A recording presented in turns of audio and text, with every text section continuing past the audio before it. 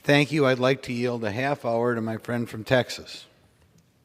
The gentleman from Wisconsin controls. I thank the gentleman from Wisconsin for yielding time, and we'll continue to engage in that. And with the permission of the gentleman from Wisconsin, I'd like to ask that he would also yield time to the gentleman from Virginia to engage in colloquy. Very good. The gentleman from Wisconsin controls the time. Right. Understood from the speaker, and appreciate the time from the gentleman from Wisconsin and his commitment to fighting to change this town, which unfortunately too many of our colleagues are unwilling to do. And glad to have my friend from Virginia here as well. You know, yesterday we had a interesting exchange in the House Judiciary Committee. And we had a number of different conversations about the issue of the ongoing threat at our border. And I know that my friend from Virginia also was down here on the floor of the House last night, where we had a continued conversation about the ongoing threat at the southern border of the United States. And I would imagine that I should use the microphone. I think that's what I imagine. I would imagine that the people that I represent and the people of the state of Texas would be horrified if they all got to see what I see every day in the exchange with my colleagues here in this body about what's actually happening at our border. And what do I mean by that? Yesterday I had an exchange with the chairman of the House Judiciary Committee because I was acknowledging, in the context of a debate we were having about opening up visa waivers for the United States Virgin Islands, that those kinds of waivers have been abused in Guam and other territories of the United States. So we were questioning, wait a second, why are we going to open up visa waivers while our border is wide open? And I pointed out the abuses that are happening at our border, the abuses that are happening in Texas. And I very specifically talked about the sexual abuses, the rapes, the tragedy of what is occurring to little girls and to people on the journey, and in particularly in Texas when they cross the southern border because of the hands of the dangerous cartels. And I said this at the time, that the committee chairman kind of scoffed. And it wasn't the first time I'd seen some of my colleagues scoff with respect to the perspectives that we are offering about what we see every day in the conversations we have with people on the ground. And so what I think it merits conversation here on the floor of the House is, on behalf of the American people, and I want to get the gentleman from Virginia's perspective on this, on behalf of the American people that we represent, people of the Commonwealth of Virginia, people of the state of Texas, the many people we represent, that we're trying to articulate for a body of representatives of those people that their lives are being impacted and harmed by virtue of the refusal of this administration and, frankly, many of the people of this chamber to secure the border of the United States. And in very short outline form, that it comes in the form of empowered cartels, dangerous individuals crossing our border, be they criminals or be they terrorist members, be they folks from state sponsors of terror. It comes in the form of dangerous fentanyl and narcotics coming into our communities, poisoning our families, poisoning our young, killing people in schools. It comes in the form of physical property damage to ranchers, business owners, people dealing with the dangerous flow coming across the border. It comes in the form of economic impacts and devastation. It comes in the form of, for example, the town of Uvalde, Texas, where you have 100 a day being dropped off, and they have to deal with, what do we do? Do we ship them to San Antonio? What do we do with our schools? What do we do with our hospitals? It comes in the form of danger because Border Patrol can't monitor the border and people come in, known gotaways. And then it comes in the form of having criminals that exist in the United States that aren't being prosecuted because allegedly we don't have bed space, but really we're not allowing ICE to do its job. So you have, for example, 25,000 prosecutions last year as opposed to something like 250,000 at the peak of the Trump administration. I could go on and on and on. My point is, there is a direct consequence and direct harm to the American people. Dead Americans, dead migrants, fentanyl pouring in, increased substance abuse, empowerment of cartels, empowerment of China.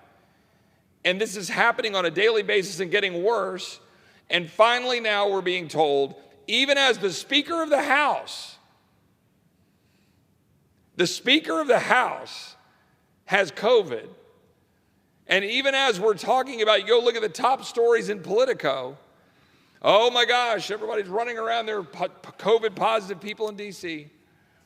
Even as all that is occurring, even as the extension of the proxy voting fraud, which it is, occurring in the House of Representatives, by fraud I mean that half this body or more is signing up and standing up at this podium every day saying, I'm not voting because of COVID, signing documentation, and we know the vast majority, it has nothing to do with COVID. So in addition to showing up here, or not showing up here to do the job that your constituents sent you here to do, they're literally lying about the reason they're not here. Well, the gentleman from Virginia, the form that I've never proxy voted, but there's some sort of form, and you sign the form, and in that language you say, due to the COVID emergency, or something to that effect, I don't want to misrepresent the exact legal language, due to the COVID emergency, I cannot be here to vote. So I am allowing so-and-so colleague to vote for me. I've been tempted to interrupt during the proxy voting to ask the Speaker to allow me to offer a prayer for the healing and the recovery of the dozens of members of Congress who are not at work and who are apparently too sick from COVID to show up and do their job. And given that we have lines and lines of people voting by proxy, given that we have the Speaker of the House having COVID, given that Politico is writing stories about how COVID's impacting the swamp, given that you have to wear a mask on airplanes, given that we're continuing to require members of our military to get a needle stuck in their arm or potentially lose their job, given that we're continuing to require among federal workers like Border Patrol that they get a needle in their arm or lose their job, then comes along the infinite wisdom of the CDC director and the head of DHS, Secretary Mayorkas, let's get rid of Title 42. Of course. The literal only thing that is actually being used to enforce the border and stop half the flow of people coming at our border. Well, that's why they are getting rid of it, because it has been used to turn back some illegal immigrants at the border. And is the gentleman aware of this? Did we take a trip together to Del Rio, Texas a month ago? We did. Del Rio, Texas, where just a couple of months ago you had Bidentown with some 20,000 illegal Haitian immigrants gathered under the bridge. And we learned while we were there, and thank you for leading that trip. And I also just want to say thank you to my friend, the congressman from Wisconsin, for allowing us to do this, and Mr. Congressman Roy for allowing me to join you. But you had the 20,000 illegal Haitian immigrants gathered in Bidentown under the bridge, which they quickly, they weren't concerned that the immigrants were coming into the country illegal. They were concerned about the image and the embarrassment of 20,000 of them under Biden's village there under the bridge. So they wanted to distribute them into the interior of the country as quickly as they could to hide it from the American. Remember, at first they tried to keep the media from covering it. And then what they did was bust them into the country to wherever they wanted to go. They flew a few back to Haiti, but most of them they distributed them into the country. But we learned when we were in Del Rio, and you may have already known this, I learned that day when we were there, that there's 1,000 a day coming just through that corridor. Now, sadly, that's just a fraction of the 7,000 a day that are coming across the southern border along Arizona, New Mexico, California, and of course, Texas. But this president's policies now, what's the response? We want to try to double or even triple that by rescinding Title 42. Does the gentleman remember that we stood at the river in Del Rio of the river, we stood at the river, and we were there at the spot where many thousands of Haitians had crossed last September. Right. Does the gentleman remember that? That's right.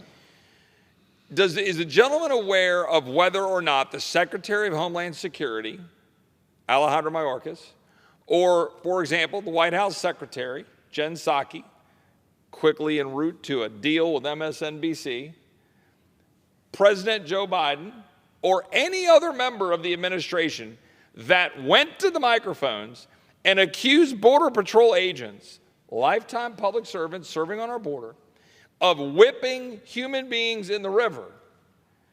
Are you aware of any of those individuals apologizing to them and ensuring that they've been reposted in their jobs on horseback in Del Rio?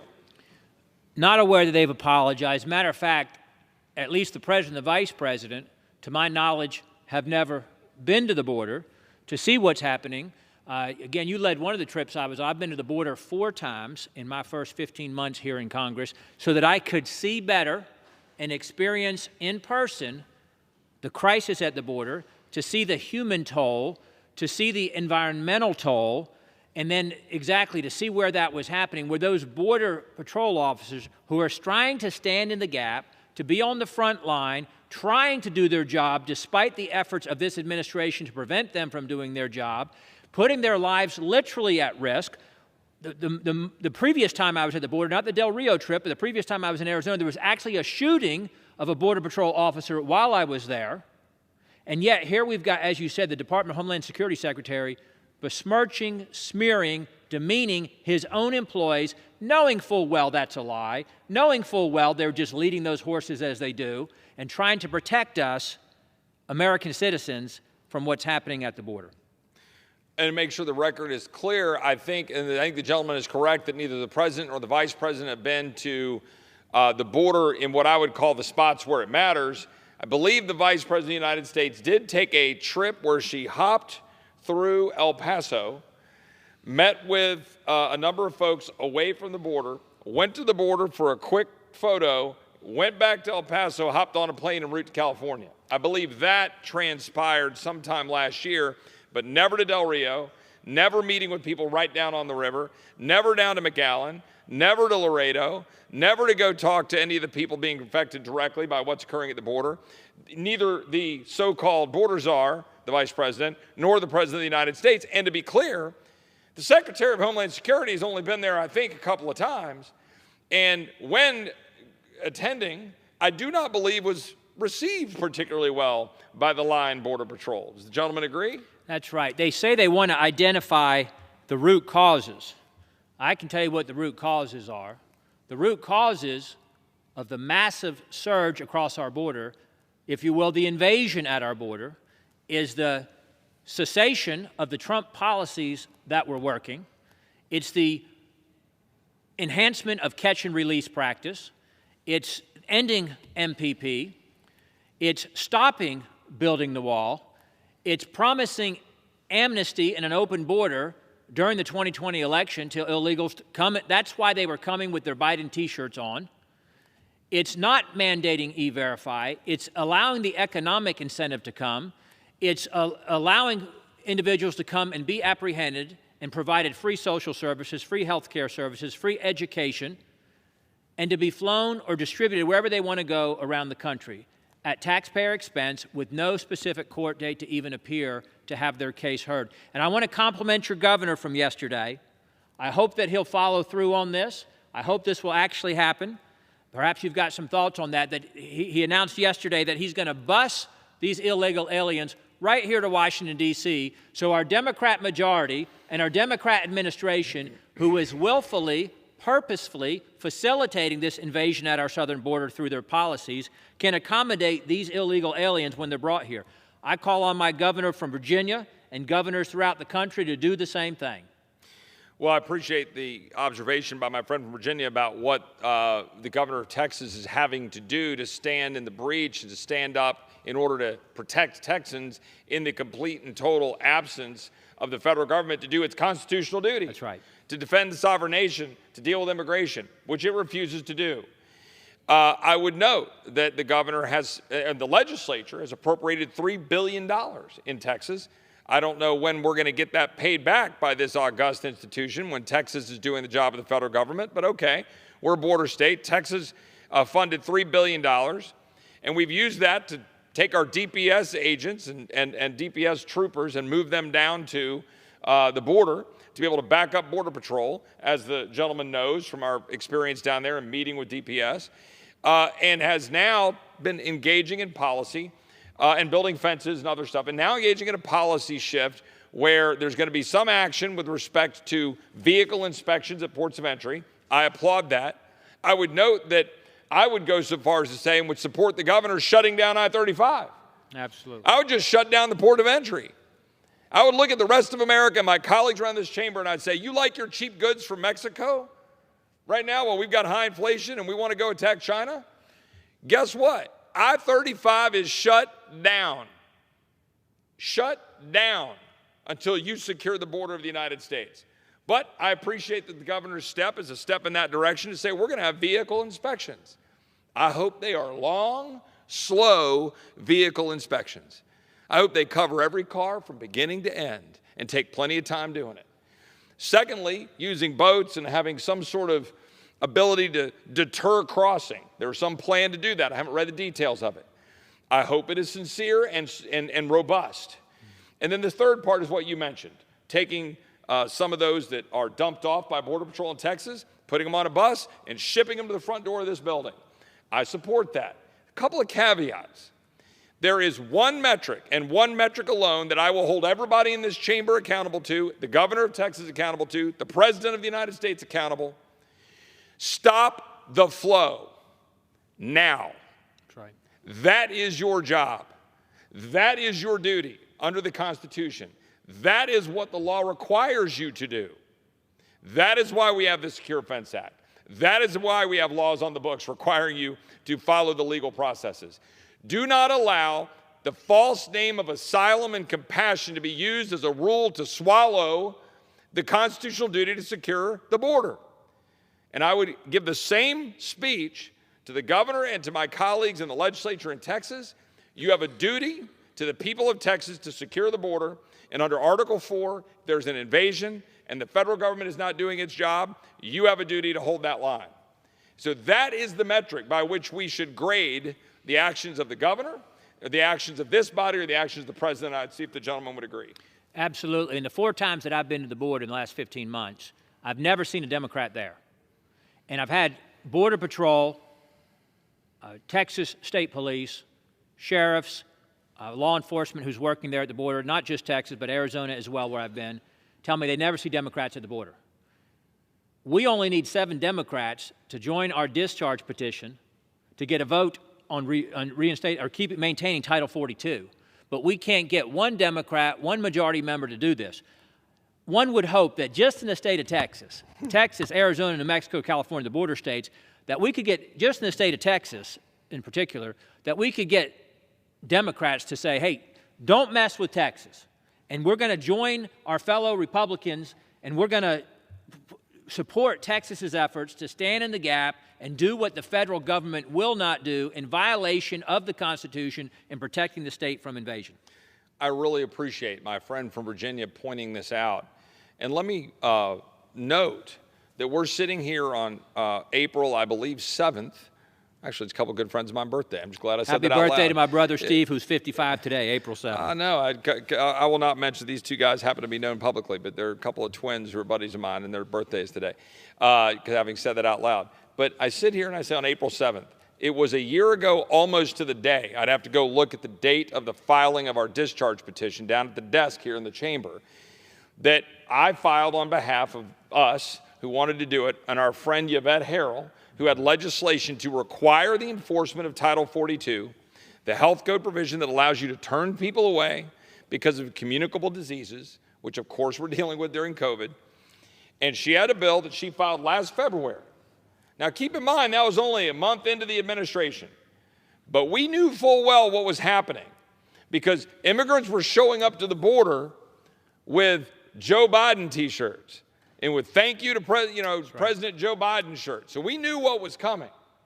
We knew that the members of this chamber and our Democrats, friends in the administration, would say, oh, well, I don't know if we need to use Title 42 enforcement. I don't know if we need to use migrant protection protocols and return to Mexico. Because frankly, we knew they'd be fine with a flood across our border. That's right. So we filed a discharge petition of that bill. Now, I want a little history here for 1 minute. We introduced that discharge petition, and we got our normal group of members like to fight for freedom. We had 30 or 40 of us get on that discharge right away. And then it was a slog. It was a slog for the better part of a year. We tried in the summer. We'd get it at 75. Went on Tucker Carlson.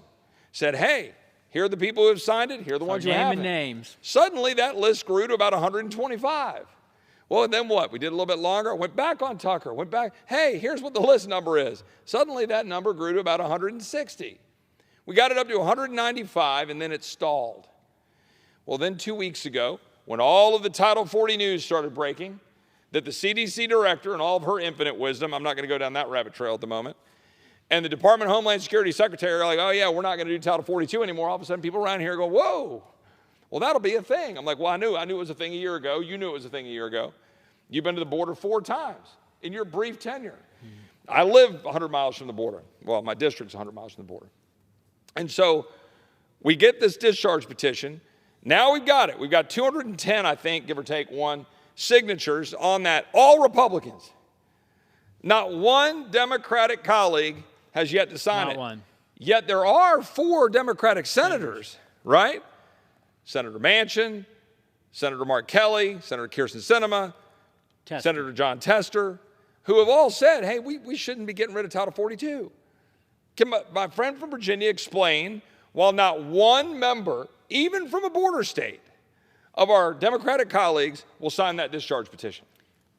No excuse for it. If this president was doing everything else right, use your imagination, just allow for a moment. This president was doing everything else right and some of his other policies were working. Let's just pretend some were working. What he has allowed to happen at the border as the head of the Democrat Party, never in the history of the country has our own president done more to intentionally harm the United States than what he's done in his first year.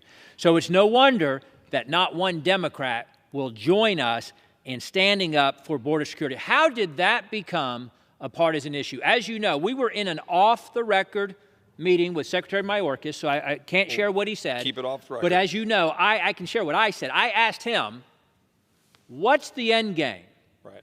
Here we're going to take it from some 7,000 a day, it's estimated at 18,000 a day. That means every 3 days, you'll have the equivalent population of my home county, Campbell County, Virginia, 56,000 people. In 3 days, we'll have that many illegal border crossings.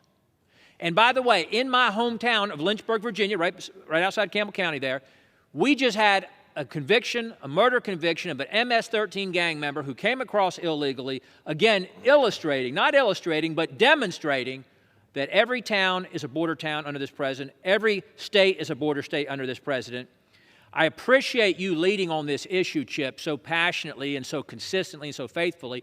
And specifically, you helped lead that letter that we sent to leadership of both the House and the Senate on the Republican side just 2 or 3 weeks ago, saying no Republican should support any government funding that does not secure the border.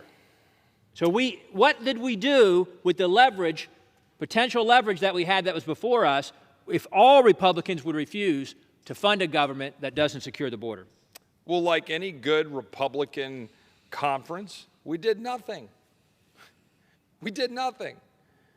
We let the moments of leverage just pass right on by and did nothing. And yet I sat here on the floor while I had some of my Republican leadership colleagues saying, we got all this great stuff. Can you believe what we got? We got the Hyde Amendment. It's like, you're supposed to get the Hyde Amendment. It's been law for 35 years. Just because Democrats say they're not going to use it, you go, don't worry, we got the Hyde Amendment. And then you pat yourself on the back. 1.6 trillion, less than 1% of which was for Ukraine support. Some, of course, justified their vote for that because of supporting Ukraine. So 99% of the bill had nothing to do with Ukraine. And yet 54 Republicans, 1/4 of our body, voted against that $1.6 trillion spending with no leverage, no concessions, nothing really gained. We didn't secure the border. We didn't end the vaccine mandates. We didn't unleash American energy independence. $1.6 trillion, $100 billion of plussed-up spending, $14 billion for Ukraine without a single debate here on the floor of the House about how much money we should spend, what we should get out of it. No change to the mandate of vaccines being stuck in the arms of our men and women in uniform or Border Patrol or the requirements of healthcare workers. No change on border security, none. No requirements whatsoever on border security. That's not getting a win. And now here we sit, and the gentleman raised the important question. And we got about maybe 5 minutes to be respectful of our friend from Wisconsin's Who generous also time. didn't vote for that bad bill, by the way. Correct. And he understands what the swamp is all about. And I would just say, the gentleman brought up the impact. I think it's one of the most important things we can say here in closing. You brought up the impact in Lynchburg, Virginia, okay? People think this is just a border issue, and I come down here because it's Texas. Yeah, we're taking it on the chin. I have ranchers who are crying. I have people who are victims of crime. I have migrants in my district who are abused, all in the false name of compassion about open borders. And we got to sit back and we got to find dead bodies of migrants on ranches, get a morgue brought down to put 115 dead bodies in one county. And my Democratic colleagues are like, whatever, who cares? It's just some problem we just got to deal with. And that's the reality, but it stretches throughout the country. That's right. If the gentleman will oblige, if he agrees with these numbers, we're looking at about 1 million illegal encounters in just 6 months of this year. That's right. We have seen more than 6 times as many daily apprehensions since Mayorkas took office. In March alone, there were 97,000 southern border encounters. Of those, through half the month, of those, 51% were removed under Title 42. So it tells you half are being removed from Title 42 and they're about to end it. We have, Mayorkas has used Title 42 as the basis for almost every one of those removed. So what will it look like if this past year without Title 42? Title 42 has been used, I think the gentleman would agree, more than 1.7 million times during this pandemic. That's right, 2 years. In fact, under Secretary Mayorkas' DHS, we've seen more than 2.2 million encounters, and everyone who wasn't turned away under Title 42 were released. Into the interior of the country. 700,000 releases last year. Now, what about this? In fiscal year 21, Border Patrol encountered 10,700 criminal non-citizens. 3,662 have been arrested thus far in 2022. The combined timeframes include roughly 85 convictions of manslaughter or homicide, 604 sexual offenses, almost 3,000 convictions of illegal drug possession. Based on reports, at least 14 who are on the terrorist watch list. In just the first 5 months of fiscal 22, Border Patrol encountered 525,000 people other than Mexico. In just the first 5 months of fiscal year 22, Border Patrol encountered 421 Chinese nationals. Russia, in just the first 5 months of fiscal year 22, Border Patrol encountered 7,191 Russians at the southwest border. I say all of that to say this. When we don't secure our border, when we turn Border Patrol into a processing organization, we leave our borders wide open for gotaways. And then we have dangerous narcotics and fentanyl pouring into our communities, and we have people dying, and we have gangs.